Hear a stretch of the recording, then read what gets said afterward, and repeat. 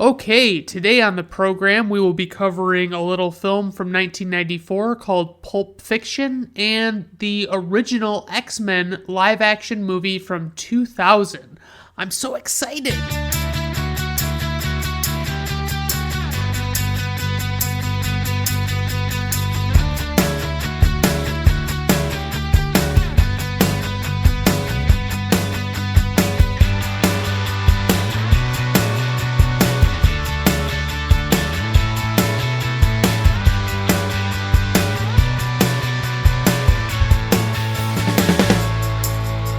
All right, everyone. Welcome to Brandon at Random Reviews. I am your host, Brandon Griffiths. Thank you for tuning in. I do appreciate it. Today on the show, we've got a couple of movies, as I mentioned, and there's only a few small things that I want to talk about ahead of those. So bear with me while I ease into this nice episode. Okay, so for me, summer is about getting out. Trying new things, spreading your wings, do what you can. Just take advantage of all the wonderful weather that we have, and I have a list in my phone. It's in my notes app. It's a list of all of the greater Lansing area restaurants that I still want to try that I have not yet tried, and I really want to. They're ones that I've heard of. I want to give them a shot. There's like Fiddler's on the Grand in North Lansing. I want to try Golden Harvest. I've always heard wonderful things about Golden Harvest, especially their breakfast. Good Truck and Diner. Basically anywhere I can get barbecue, I'm gonna go to. So that's something. But I think it's called Bowdy's Chop House, which is like a nicer, steak restaurant. I want to try Blaze Pizza and Buddy's Pizza. I've never had either of them, and I'm really hoping that they're as good as I have heard people say they are. So, I try and get in and make sure that I'm trying all that new stuff, and I try and go to new stores just to see what they've got, just to see what they're putting out there for people to look at. I try and do any number of things that I can. I want to go to new places, try out different parks, see different scenery, things like that. And I do as much of that as I can, but there are limitations. Sometimes I'm unmotivated. I'll be the first to admit it. I don't always want to go out and try something new because I'm bogged down by the monotony of my everyday life that doesn't really suit me to go and try something new. I also try, if I'm in the mood for playing video games, I'll try new video games and give them a shot. I don't always stick to the same old standbys, but it's been known to happen. But it's funny, on that same note, I've got that drive to try all this new stuff out, right? And it's like, I want to try all these foods, these places, these, whatever, but I do a lot of walking, especially like with my, my regimen for dieting and exercise and everything. So it's like I walk around a lot, and I usually try and get at least like 3 or 4 miles in on a normal day, and then on the weekend I try and get in even more than that, like probably even double that, if not more. I do find it funny though, because I pretty much walk like the same loop every time I walk. You know what I mean? I very rarely change it, and if I change it up, it's only to go on a walk on another loop that I've already gone on before, that I'm already familiar with. And it's like, Brandon, why don't you just branch out and give something else a shot? And I think it's because if I walk the same loop, I know how many miles I'm getting out of that walk. I know how many steps, give or take, it is. And if I do my standard loop, because what I try and do is I try and hit 10,000 steps, and it's pretty easy for me to do that if I play my cards right, but it is what it is. Sometimes, like a lot of times at work, I can get all 10,000 steps in, And then I kind of use that as a basis for whether or not I want to do additional exercise before I go to bed that night, or if I want to use that time just to hang out and do nothing. It's tough to say. I don't know for sure if I don't ever know for sure if that's something that I'm going to carry on with, and so I'll walk around town. I'll go down to a location it's a little park. It's called the Island Park in Grand Ledge. Grand Ledge used to be a resort town in the late 1800s, early 1900s. And there was a bunch of touristy stuff downtown and all sorts of stuff. And there were 7 islands. It was called the 7 Islands Resort. And now there's only really like one island to speak of. And they've got this big park on it. And they still have issues with it. When you get a huge rain, the river level gets too high, and all of a sudden you can't even get halfway down the island, and it's covered with water. So I mean, I'll do that, and I mean, I'll always go down there. And I think probably the worst part of going for a walk for me is the geese. And I know there's the quote from if you ever watch the show Letterkenny, it's on Hulu. It's about these Canadian friends that just sit around and talk about shit, and they just kind of say funny shit. And one of the episodes, they keep saying this, the main guy keeps saying this line, Wayne, he says, if you got a problem with Canada gooses, you got a problem with me, and I suggest you let that one marinate. And it's like, it's funny, but at the same time, sorry, Wayne, I fucking hate quote-unquote Canada gooses. I mean, I hate geese with a flaming passion. They shit everywhere. They are aggressive, and I'm not even exaggerating that. I mean, if you've ever been out walking and you cross paths with a goose that doesn't like the way you're walking or where you're walking, they'll get fucking hostile about it. They're not happy with you if you piss them off, and it just kind of sucks, because it's like you're just out walking. You're not there to bother any of the wildlife. You just want to go on about your day like they do. And these geese will flip their shit for something like that, where it's like, even try and do something to actively avoid causing a problem, and they'll still act like assholes. So there's that. And then, I mean, there'll be other people out walking, and obviously, like, people want to be social with you or stop you and talk to you or something, and it's kind of annoying because it's like, hey, man, I'm just out here walking. I don't really need to do this. They just don't. I'll be walking, and if I'm by a roadway, like the park that I go to is out of the way of the road, but there are definitely times when I will walk on sidewalks adjacent to roads, and I will get honked at, presumably by people who recognize me and want to say hello. Only problem is I literally have no idea who you are, people. Like, I can't see you. The windows in your car are just tinted enough that it's difficult to see, and if I don't recognize your vehicle, it's even harder. And so if you honk at me, I honestly could say you could probably just roll your window down and holler at me or slow down or something. I mean, like, honestly, I hate to break it to you, but I really never realize who you are ever. I can't remember the last time somebody tried to get my attention while they were driving and I was walking, and like I actually realized who it was before they were long gone. And that's kind of the way it is, though. I mean, that's what happens. So yeah, I mean, the walking thing, I realize that walking is not the best form of exercise. I could go running.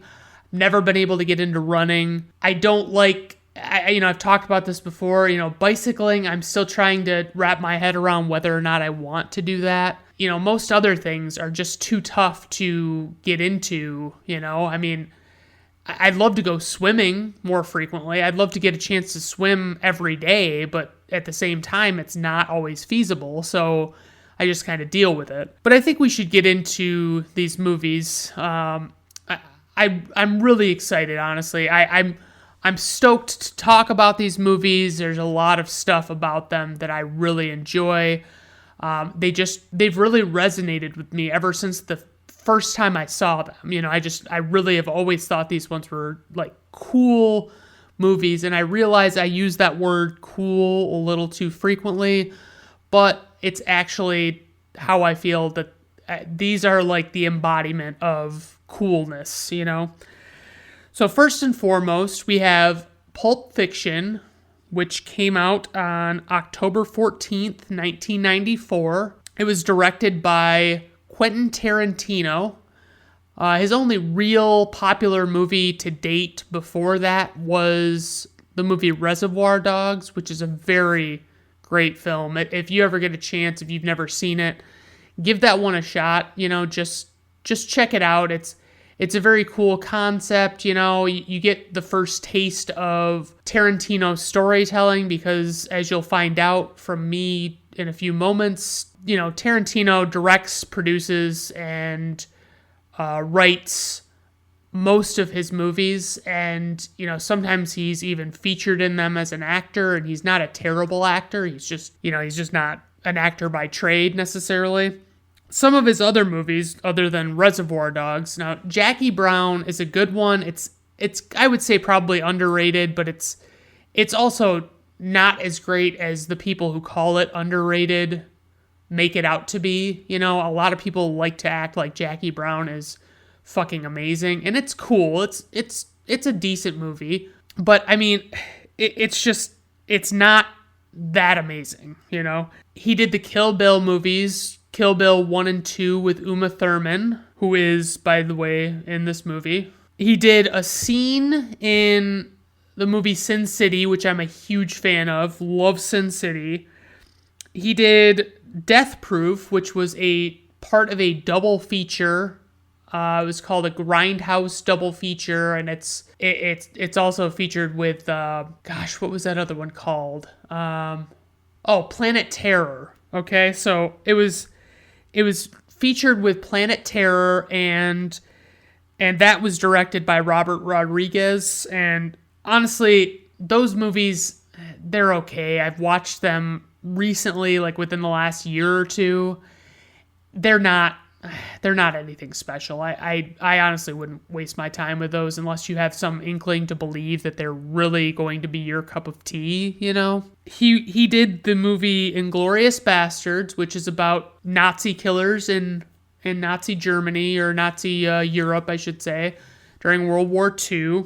He made Django Unchained with Jamie Foxx and Christoph Waltz. The Hateful Eight, which I honestly love. Like, if somebody says, hey, can you think of a Western that maybe I would like if I'm not typically into Westerns, I would say that that's your movie. I do like Westerns, but that movie, it's like a murder mystery kind of thing, and it's an awesome fucking movie. I can't get enough of it. It's got Samuel L. Jackson and Kurt Russell and Jennifer Jason Leigh and just a bunch of these really great actors, and then he directed Once Upon a Time, Tarantino did, and that had Leonardo DiCaprio and Brad Pitt in it, and that was pretty good. I don't know if I liked it as much as people acted like I should, but I enjoyed it. It was pretty solid. It also had Margot Robbie in it, which Margot Robbie makes any movie more watchable pretty much no matter what, but that's the shallowness of me, so just, sorry about that. I usually talk about, with a director, maybe, I'll get into the movies of theirs I'd like to see, and for the most part, Quentin Tarantino's movies, I've seen all of his major movies. I am excited. I've heard multiple accounts of what he's supposed to be directing next, and I heard at one point he was going to be making a Star Trek movie, which I thought, that could be fucking nifty. I've more recently heard he was going to make a remake of First Blood, the first Rambo movie, and I thought, you know what, that could be pretty fucking sweet too. I could really go for either of those. I honestly don't care. I just, if I hear Quentin Tarantino made it, I'm probably just going to go see it. You know, I mean, that's brand loyalty right there. Like, he's earned that from his movies, okay? You know, he obviously, as I mentioned, Tarantino writes his movies, and the only movie that always comes to mind when I talk about the movies that he's written that he didn't direct or produce is the movie True Romance with Christian Slater and I think it's Rosanna Arquette, and it's got James Gandolfini and Christopher Walken, and it's just got all of these cool people in it, and it's an awesome movie. I really, really like that movie. There's so much shit going on in that movie. There's so much, it's a drug-centric movie. It's a love-centric movie. It's very awesome. So with this movie, the soundtrack stands out to me. It's funny because I don't honestly know the songs super well. Like, there's some that stand out that are like, oh yeah, okay, it's that song. I like that song. But it's not even so much the songs. Like, they're not necessarily all songs I would put on a playlist and listen to. But it's the way they suit the scene that they are featured in. It really, really does it for me. So you've got like Me Sir Lou by Dick Dale in his Deltones.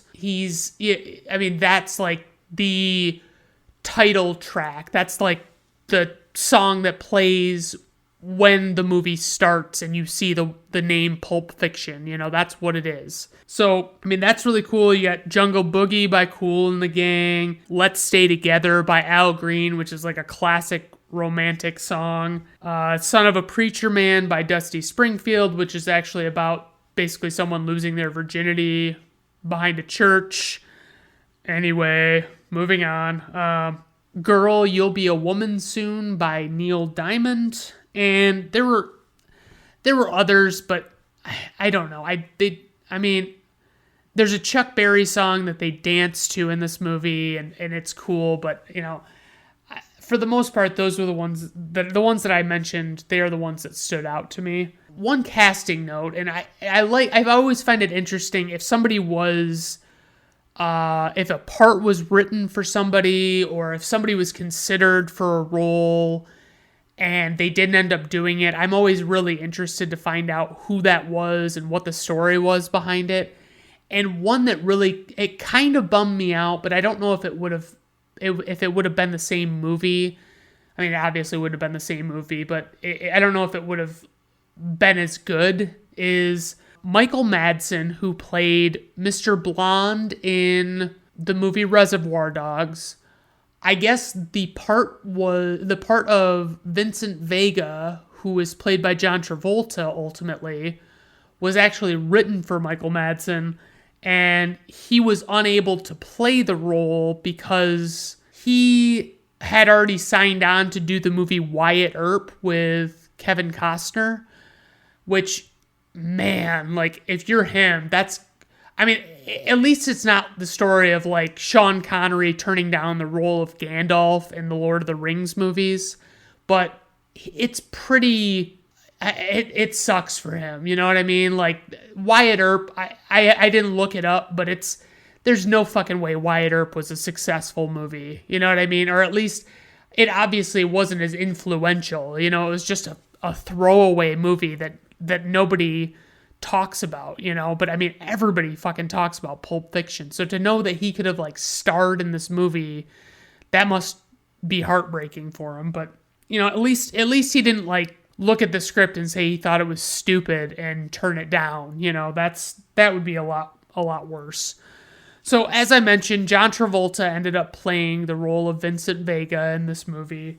John Travolta has been in a ton of stuff, but this kind of revived his career. He was on a pretty steady downward slope when this movie came along. He had been in, he was in Look Who's Talking, all three of those movies, which are not good movies, by the way. And that was like late 80s, early 90s, I believe. He had been in Grease, Saturday Night Fever, Carrie, Urban Cowboy, Perfect with Jamie Lee Curtis. And he didn't, I mean, there weren't a lot of solid movies. You know what I mean? There were movies that were popular and they had some notoriety in Hollywood, but they were not spectacular movies.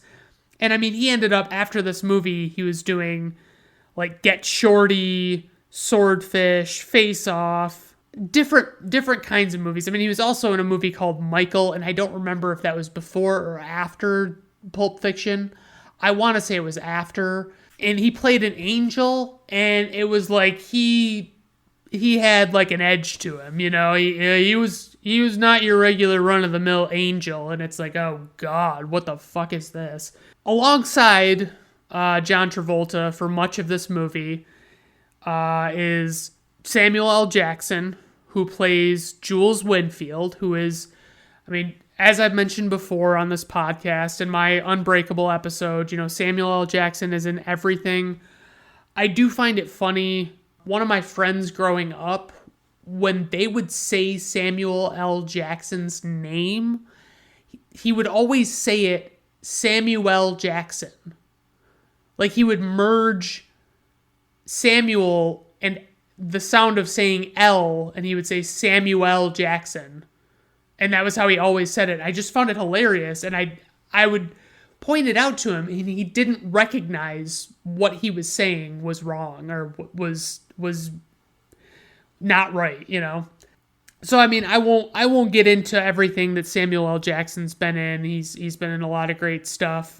He's kind of a standby in a lot of Tarantino movies and all that stuff.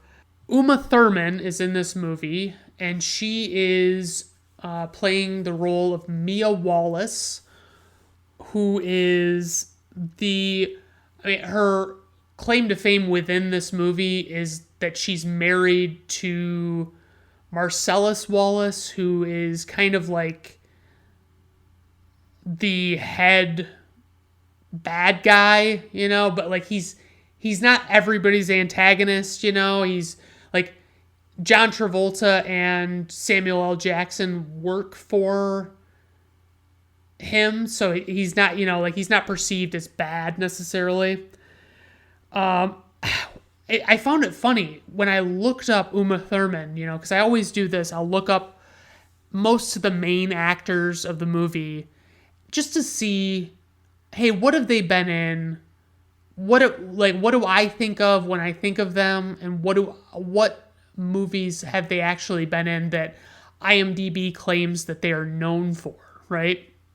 I found it very heartbreaking that one of Uma Thurman's top known for movies was Batman and Robin from 1997, which it killed the franchise. I've gotten into this a little bit before. It's bad. I mean, it's a terrible movie. She plays Poison Ivy, and she does this weird voice the whole time. It's just very off-putting. I don't really care for it. She was also in, you know, 2 Tarantino movies, the Kill Bill movies, Volume 1 and 2. She was in The Avengers, and now, hold on a minute, before you think to yourself, oh man, I love the Marvel movies, what are you talking about, Brandon? This is The Avengers, like the TV show from, I think it was the 60s, that featured Diana Rigg and somebody else, and The Avengers with Uma Thurman and also alongside Ralph Fiennes. It is horrible. It is a really bad movie. There is a lot of cheap shit in it. They clearly didn't pay any extras to be on set. They didn't do anything. They just cut all the corners in the world, and the script was horrendous. It's unfortunate that that's one of the top ones that she's known for. She was also in a movie called My Super Ex-Girlfriend, which I think I saw like 15 years ago or something, and it was like, I think it was Luke Wilson that she was in that with, and my God, I mean, just another stupid one. Like, I guess it wasn't as bad as like The Avengers, but it was pretty fucking terrible. I still think she's very good, though. I think Uma Thurman is a very talented actress. I think, just unfortunately, she hasn't been in a lot of great things. So take from that what you will, I mean, I think she's good. She's not getting, a lot of attention. So this movie, and as I mentioned with Tarantino's storytelling style, it's like Reservoir Dogs. You get this story told, and it's about this heist, and you see the story from the perspective of each of the people that are involved in the heist, or like one or two of the people at a time, and so I don't know that I would say it had never been done, but it hadn't been done much before Tarantino did it, in a popular movie. And I'm sure I'm wrong about that. But anyway, so like this movie is told out of order. There are scenes where a character dies, then you see them because it's at a different point in the timeline a few scenes later, just weird stuff like that where it's like, yeah, that's kind of crazy. You know what I mean? They're not, I mean, it's out of order. So that's just the way it works. And, a lot of people that were looking at this movie as, a potential movie to produce didn't want to make it because of reasons like that. Like the story wasn't linear. So they were like, this is stupid. Nobody's going to be able to follow this. Fuck this movie. And man, they must have been so fucking stoked with themselves after the fact. So you got Vincent and Jules, John Travolta and Samuel L. Jackson. They're both hitmen for this guy, Marcellus Wallace, and they're going to pick up a MacGuffin, which is a suitcase that has gold something or other in it. And they go to pick it up, and there's a lot of interesting stuff that happened. I mean, just the way the movie plays out, it's like, I don't know, it's just it's so wild to think about. If you look back, you're like, oh yeah, okay, I remember this part. This is why it's like this at another time. Okay, anyway, so then you've got this guy named Butch who, oh my God, I completely glossed over Bruce Willis, guys. The biggest name at the time for this movie, and I forgot to mention him. So Bruce Willis is in this movie, by the way. He was supposed to be right after Uma Thurman, but so he only worked on this film for 18 days. His character's name is Butch Coolidge. He is a boxer. He is supposed to throw a fight for Marcellus Wallace. Surprise, surprise, he does not throw the fight like he's supposed to.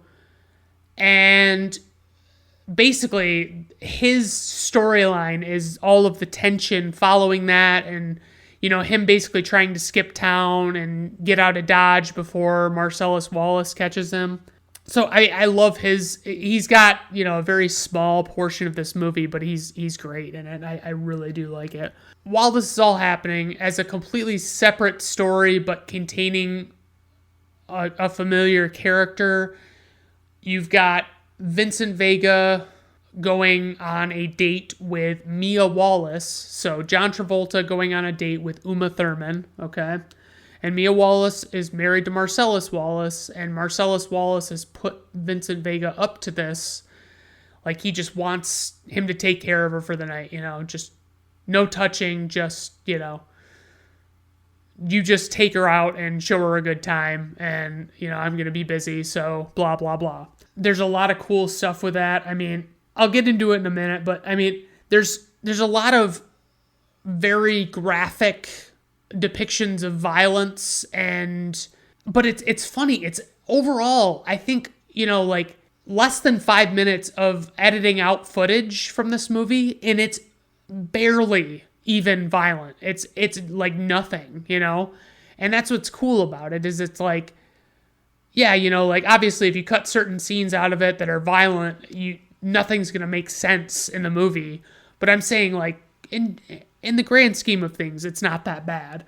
I mean, this movie, it's cool. It's got like an interesting I wouldn't say wholly original plot, but it puts a very fresh spin on the plots that it explores, so it takes them in a different direction. Some of the high points of this movie are, there's a scene that's like maybe 5 minutes long, and it's got Christopher Walken in it.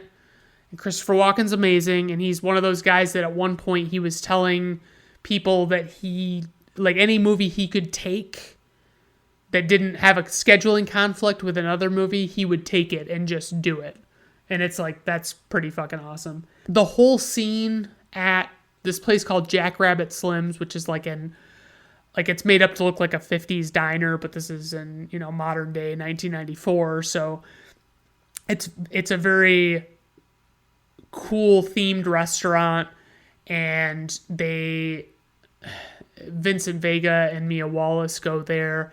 And before I go any farther, I have to mention the writing of these scenes, just the dialogue, the way these characters interact with each other, it feels so real to me. It just feels so right. It doesn't feel artificial or fabricated or anything. It feels like people are talking the way people talk, and I love that.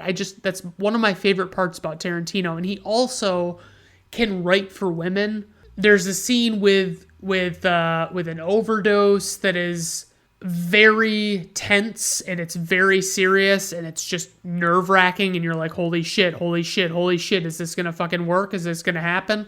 It's so great.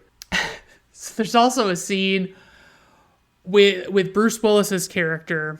He's got this girlfriend, which, I feel compelled to, I'll mention her a little bit later, but he's interacting with this girlfriend, and there's this back and forth, and it is just great. It's like, it's so great, There's a little run-in at a pawn shop. This Bruce Willis character, Butch, is running from Marcellus Wallace, and he is at this pawn shop, and he basically gets trapped there and gets kind of taken hostage, and it's fucking amazing. As I mentioned, there's the scene with Quentin Tarantino. It's called the Bonnie situation, and they just have to figure out a way to get out of this predicament. It's a very amazing scene, I'm not gonna lie.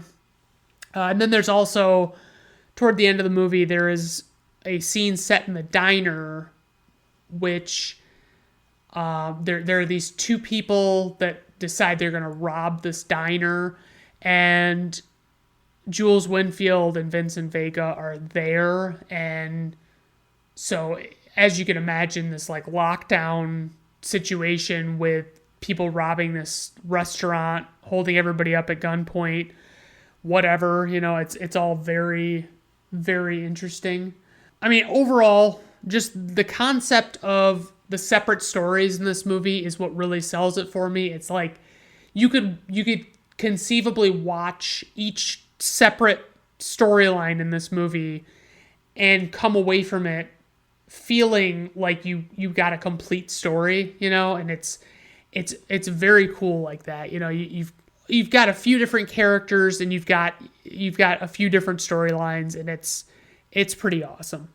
There's a lot of cool, well-shot scenes. The only thing I would say is a drawback of that is Quentin Tarantino has this fucking thing with feet, which, by the way, it's like right up there on the creepy meter. Like, to have a thing with feet is, I see feet and I'm like, get those things the fuck away from me. You don't have any business showing those things. Keep your socks on. Keep your fucking shoes on if you have to. I don't care. Just keep those feet away from me.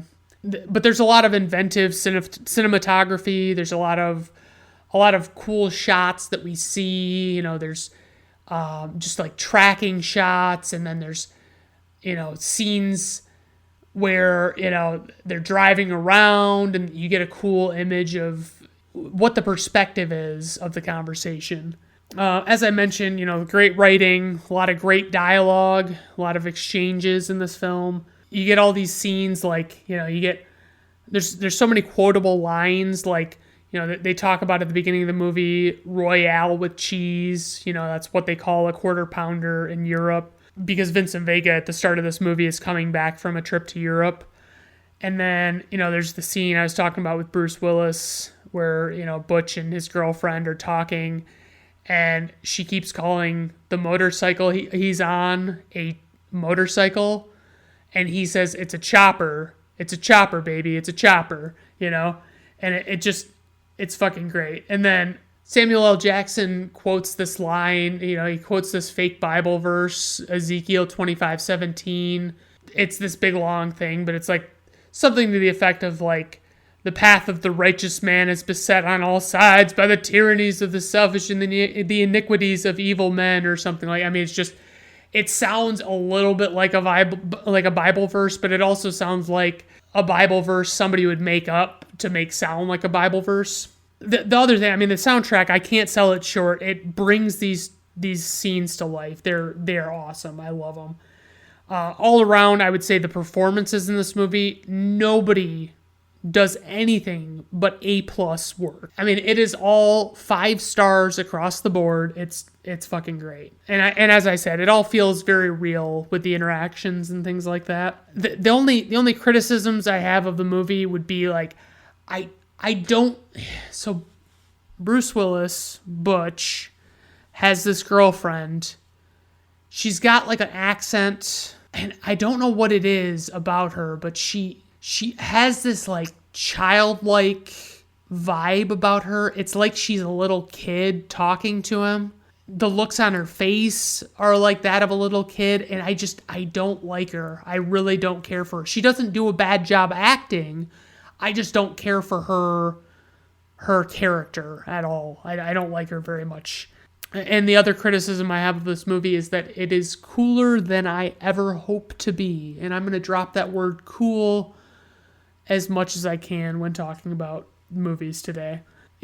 Obviously, this movie got a lot of praise when it came out. It was nominated for Best Picture and Best Director, but it lost on both counts to Forrest Gump, unfortunately. And it also came out the same day as The Shawshank Redemption.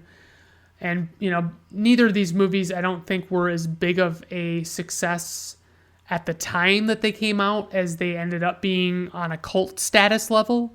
But, they're still very good.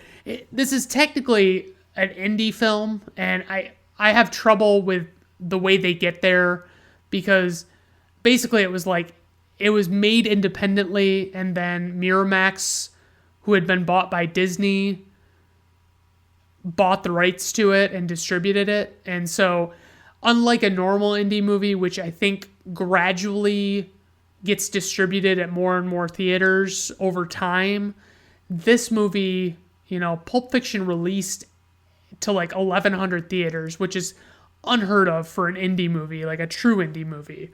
But they still bill it as the first indie quote-unquote movie to be able to gross over $100 million. So that's pretty spectacular. Apparently, Uma Thurman initially turned this role down. She was actually convinced to come back to it by Quentin Tarantino, who called her on the phone and read the script to her and convinced her that it was worth doing, which is, that's pretty cool. And another interesting little tidbit, fuck is said 265 times in this film. Maybe I say fuck too much, but it doesn't seem like they say fuck that much. Maybe they just blend it in too good. I don't know. Runtime, 154 minutes. Budget, about $8.5 million.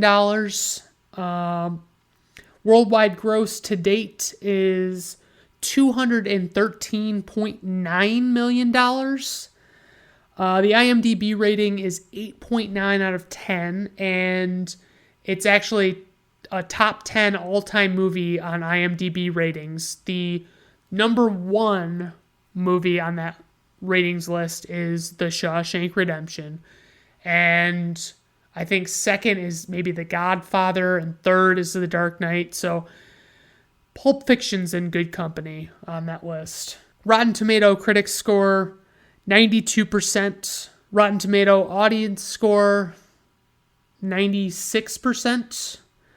And my own personal rating is, of course, 5 out of 5 stars. It's beautiful for its, all of its strengths and all of its weaknesses wrapped into one is what makes it such a great movie. Okay, so I'm not going to waste any time getting into our next movie, which is X-Men from 2000. This was... honestly, obviously, comic book movies had been made before this movie. We had the Superman movies of the 70s and 80s, and then we had the Batman movies of the 80s and 90s, and, we had Blade and, lower budget ones that were here and there.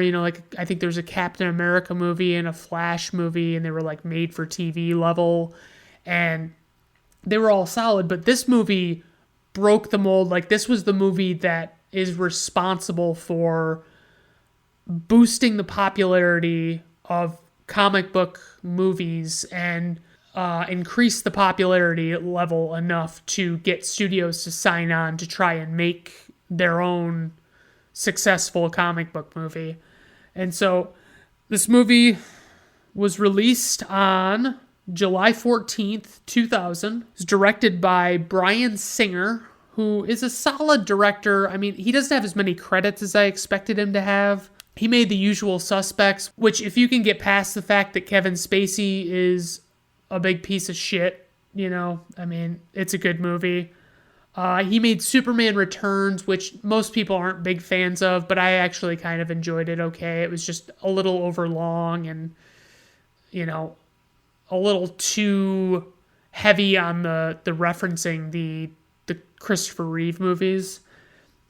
He also made, Bryan Singer made X2, the sequel to this movie, and he made X-Men Days of Future Past, which is a solid graphic novel, by the way. He also made the Freddie Mercury biopic Bohemian Rhapsody, and that was pretty good. Rami Malek did an amazing job in that movie, so I don't know how much I have Bryan Singer to thank for that, but whatever.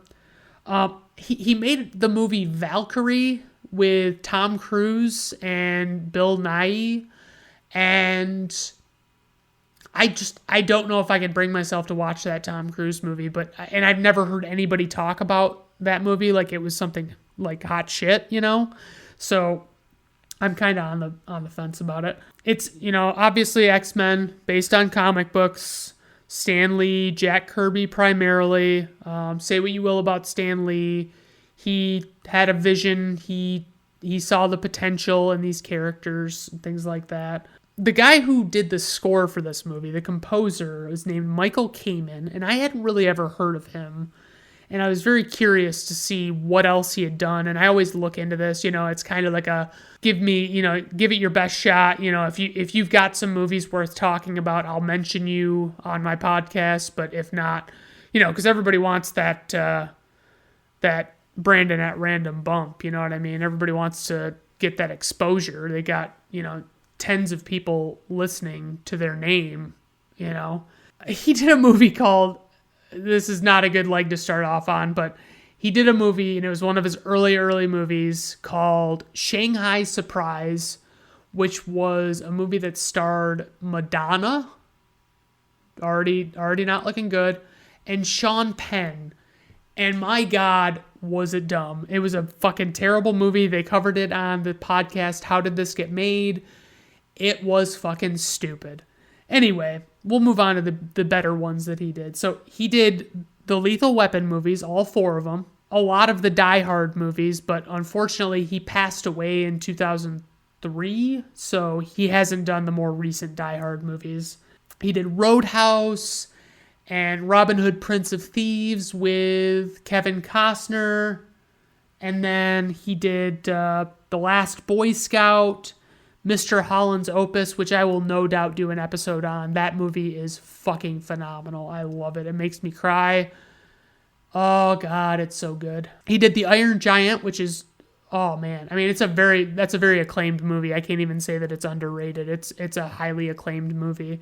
And then he did Frequency, which is, I would say, an underrated movie. It's not as good as I remembered it being when I first saw it, but like when I revisited it, I didn't regret it. It was still a good movie. It's got Jim Caviezel and Dennis Quaid in it.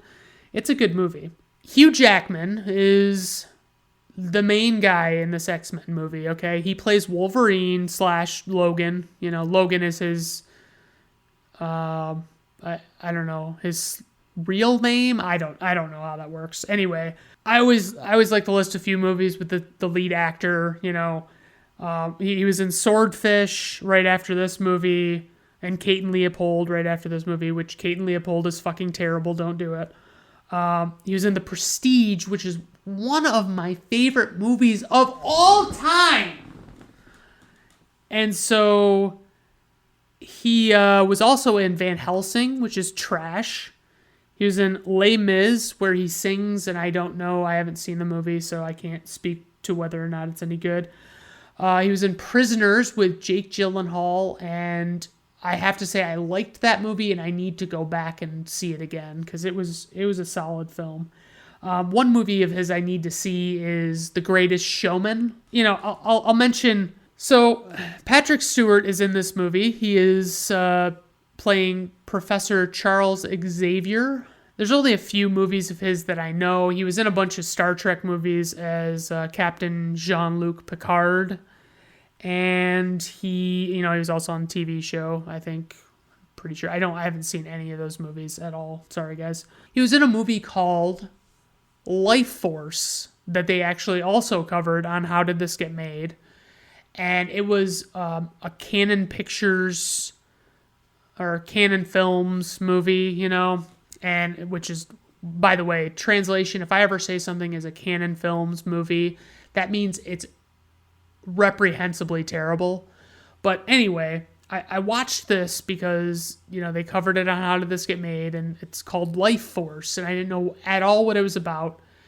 It's about these people that go into space, and they find these, like, humanoid look like people, and they're, you know, in deep sleep or whatever, and they bring them back to Earth, right? And one of the ones, I can't remember the full story, so don't hold me to it, but so basically the woman that they bring back, you know, she's in deep sleep, like fully naked, right? You know, and it ends up being that, like, she's hostile, and she ends up walking around for like half of the fucking movie completely naked, and her name's Matilda May. And she is, I'm not exaggerating when I say this, one of the most attractive people I've ever seen. And I looked at her IMDb today when I was trying to figure out what the name of this movie was. And she still looks phenomenal. Like, she is almost 60, I think. And it's like, holy shit, man. That's fucking great. Good on you. Way to be. You know, Patrick Stewart was also in, you know, he played the same part. He was in the other X-Men movies, along with like Logan, which he plays, you know, it's like a Wolverine movie, but he's in it. And, you know, Ian McKellen is in this movie. He plays Magneto. He's the bad guy, you know, and I only really know him from The Lord of the Rings. And the only thing I really need to see is, you know, these 85-hour cuts of The Lord of the Rings that everybody swears that I need to watch, and I can't get there, because it's like, my God, if your story is that, like, I would rather just read the books, and I'm probably not going to read the books anytime soon, but it's like, if your movie has to be like 6 hours to really grasp the full story, then it's not a good idea. So Famke Janssen, I think I'm pronouncing her name correctly, but I'm not positive. It's Famkejanssen, but I think it's Famke Janssen, because she's like Eastern European or something. I know her from the movie Goldeneye, and she was also the mom in the Taken movies. I don't remember. I don't know if I saw the third Taken movie. I think I saw the second Taken movie. And then also in this movie, not to be forgotten, James Marsden, Halle Berry. James Marsden plays Cyclops or Scott, and then Halle Berry plays Storm, and Anna Paquin plays Rogue. And yeah, the cast is fucking solid in this movie. I'm fucking very happy with who they picked for each of these roles, honestly. So, the very basic plot synopsis is basically mutants are coming to the light as existing, Many are opposed to them for, just their overall differences. They just look at them like they're freaks or whatever. There's a lot of allegory here. There are a lot of parallels with like the civil rights movement and the gay rights movement. And, it really speaks to a lot of those social issues, which makes it even cooler. Like, honestly, just the way the writers of the comic books did this and like made them like the poster child for accepting people for being different, but as comic book superheroes, it's fucking great. I love it. Magneto, who is Ian McKellen, wants to turn everyone into mutants since they're, everybody's being such dicks to people for being mutants, His old friend Charles Xavier, who, is the head of the X-Men and, has like has a school for gifted youngsters where it's basically like he's recruiting all these mutants to, help them wrangle their powers and stuff. Charles he opposes, he's an old friend of Magneto's, but he opposes Magneto's thought process and like what he's planning to do. He really just wants the mutants to live in harmony with the humans and just be regular people. But, Magneto wants to turn everybody into mutants. He wants everybody to become mutants because they're being such assholes. And it's kind of hard to be wholly opposed to Magneto, but what can you do? So the loners of the group are Logan and Rogue. They kind of cross paths with each other, and they just kind of, happened upon by, I don't know if they're being followed anyway, but it's like they end up with the X-Men, and they end up helping out, and Logan has this big thing for Jean Grey, who is Famke Janssen's character, and she's with Scott, or Cyclops, if you will, and she just doesn't want anything to do with Logan, pretty much. So, the basic premise is, Magneto wants to turn everybody into mutants, and the X-Men want to stop him. So that's the plot for you. Some of the better parts of this movie are like Hugh Jackman's casting in this movie, fucking amazing. He was like generally pretty well unknown before this movie, and then they cast him, and I'll talk about some of the other people they tried to cast beforehand. The tone of the movie, they did a great job finding a good balance between comic book and real life. They didn't make it as cartoonish as it could have been, and that could have been disastrous. I love Logan and Scott's back and forth. Like, just the very few moments that you get of that is so great. It's just, I love it. I would say, it didn't feel like just another comic book movie. Like I said, they translated it really well and they made it work. The actors in this movie, they took it seriously. They weren't all winking at the camera and shit. That could have been bad. Bryan Singer did an amazing job on this film, and he was the reason, they ended up wanting him back, after multiple movies, because it was like he knew how to do it. He knew what he was working with. The only thing I would say is, like, looking back on it, I didn't think this at the time. I thought it was a really good, solid, well-rounded movie. But now, based on the standards of today's superhero movies, it seems like this is a very short, simplistic story that doesn't really have a lot of depth, and that's too bad. Like, it's just unfortunate they didn't really know how far superhero movies would go, The CGI, basically because everything was in such a time crunch at the end and they hadn't really done much to make sure they got good visual effects, they, you could just see where it was lacking, where, they went to do these effects and CGI and they look super dated. Like good movies from this era can make it look good without making it obvious that they're using CGI. You know what I mean? I'd say that the female characters might be a little bit underwritten. I don't feel like Jean Grey or Rogue really have too much to say, but I can't really remember. I've read a lot of the comic books, but I can't remember if that's true of the comic books. The funny thing is to me is, okay, they left out, because I remember I was watching, like a couple years ago, I was rewatching the X-Men animated series from the 90s, and that was a really good animated series. I definitely suggest checking it out. It's on Disney Plus, and there are two characters in that, and they're not featured in this movie at all. And one is Jubilee, who basically has the power of fireworks, which is ridiculous. And then Gambit, who they recently, within the last 10 years, they've talked about making a Gambit movie, and they were originally going to have Channing Tatum or something. And I mean, some of the people I talked to about that were like, I don't know if he could pull off the accent and blah, blah, blah, because he's got a New Orleans French type accent, So it's just kind of meh. But I find it funny that they clearly just Jubilee was a huge character in the show, and they just completely cut her out of this entire story, and it's just fucking great.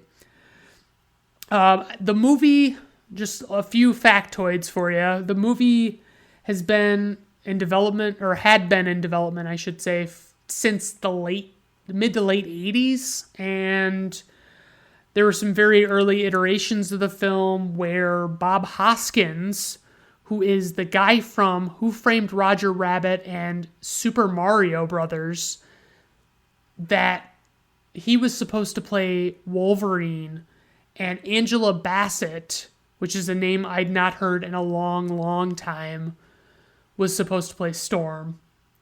No, not clear on what the plot was going to be. I mean, I can't really dive into it. There's a lot to talk about with the evolution of this plot. So Russell Crowe turned down this role, and the role of Wolverine in the late 90s. He just didn't want to do it. And I mean, he could have been cool in it. I don't think he would have been as good as Hugh Jackman at all, but I think he would have been solid. He would have been all right. Michael Jackson campaigned for the role of Professor X, but was never seriously considered. Shocker. But that reminded me when I read that of what Michael Jackson had done in the past. He wanted to play, at around the same time, he was dying to play Spider-Man in a Spider-Man movie.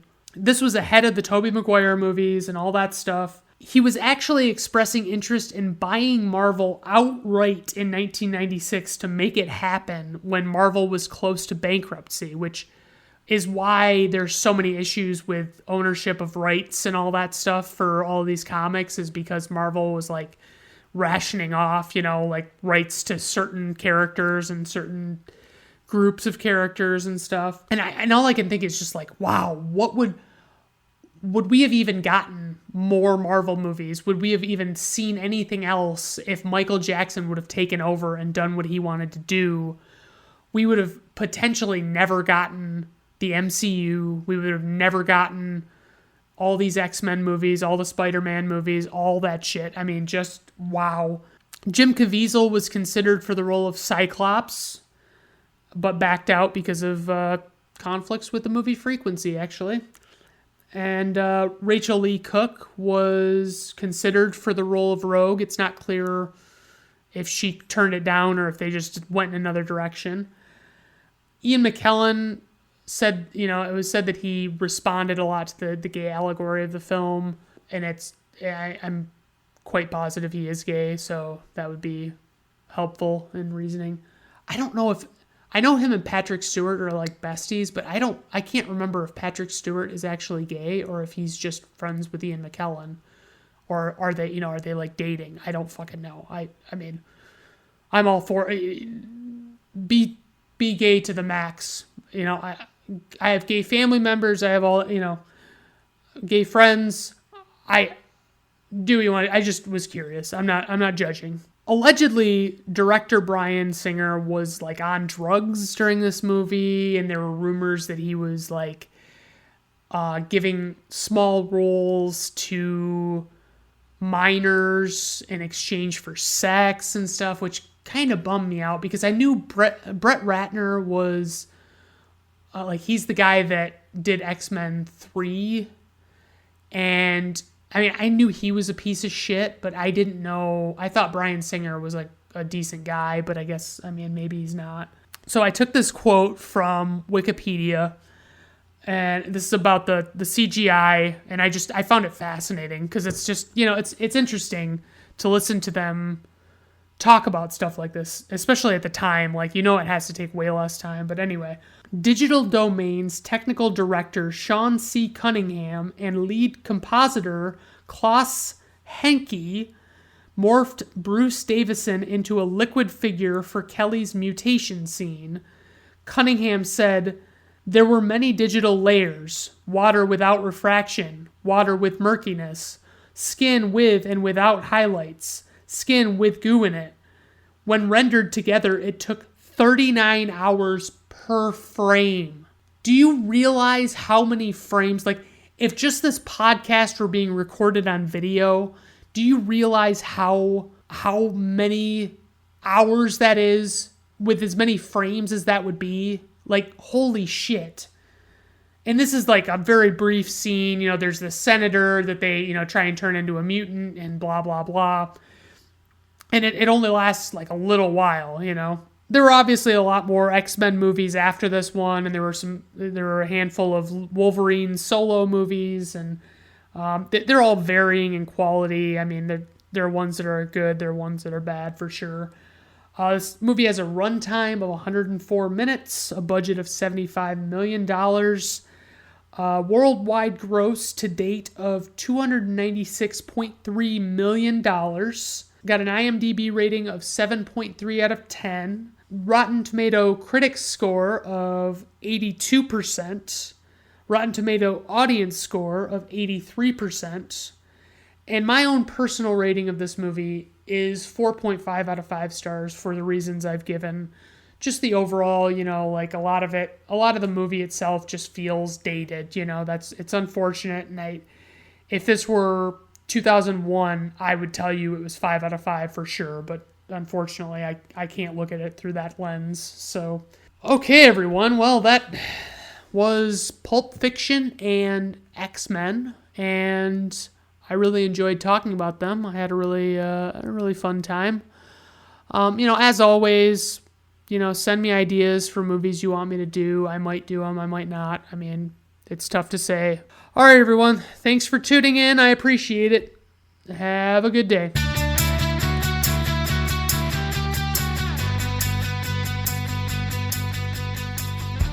Brandon at Random Reviews is performed, written, directed, produced, and edited by Brandon Griffiths. Theme music is performed by Augusto Diniz from Fiverr.